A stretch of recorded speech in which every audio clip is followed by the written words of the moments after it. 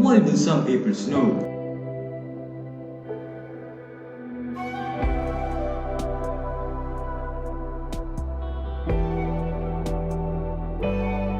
This is a silly question, but the answer is a serious one.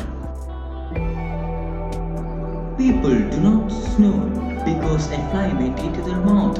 It is because something is keeping the air from moving freely through the passages behind their noses and mouths. Maybe they have a bad sleeping posture. Or maybe they have put on weight. Sometimes snoring is brought by age.